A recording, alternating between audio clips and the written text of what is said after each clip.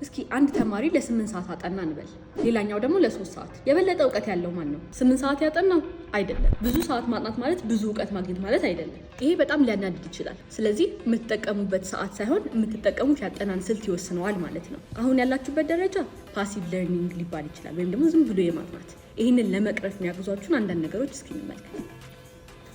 ዝም ብሎ ማንበብ አቁሙ፣ ማስተማር ጀምሩ። ደጋግሞ ማንበብ አሰልቺ ሊሆን ይችላል። በዛ ላይ ደግሞ አይምሯችሁንም ይሸውዳል፣ ያጠናችሁ እንዲመስለው ያደርጋል። ነገር ግን ያጠናችሁትን ነገር ጮክ ብላችሁ በሀሳብ ላለ ሰው ለማስረዳት ሞክሩ። ያኔ አይምሯችሁ የበለጠ እንዲያስታውሰው እንዲያስቀምጠው ይረዳል። በተጨማሪም ደግሞ ማስረዳት ከቻላችሁ ነገሩ ገብቷችኋል ማለት ሲሆን፣ ማስረዳት ካልቻላችሁ ወይም ደግሞ ከተንተባተባችሁ አልገባችሁም፣ መልሳችሁ ያንን ቦታ መመልከት አለባችሁ የሚለውን ነገር ይገልጽላችኋል ማለት ነው።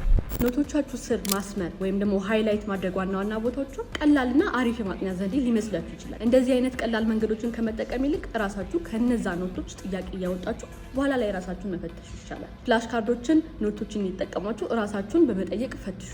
ሶስተኛው ኮሪሌሽን ወይም ደግሞ ግንኙነት መፍጠር ይሆናል። የተማራችሁትን እውቀት ማተገብሩት ወይም ደግሞ የሆነ ነገር ላይ ማታውሉት ከሆነ ይጠፋባችኋል። ስለዚህ ይህንን የተማርኩትን ነገር ምን ላይ ላውለው እችላለሁ? በህይወቴ፣ በትምህርቴ፣ ሌላም ሰው በአለም ደረጃ ሌሎች ሰዎችን በምን መልኩ ሊጠቀሙት ይችላሉ ይህንን ነገር የሚለውን ነገር ስታያይዙለት በቀላሉ ጭንቅላታችሁ እንዳይረሳ ያደርጋል ማለት ነው። ለሰዓታት እያጠኑ ውጤት እየመጣላቸው ያልሆኑ ጓደኞች አሏችሁ? ይህንን ቪዲዮ ላኩላቸውና አሁን ይህንን ችግር ይቅረፉት።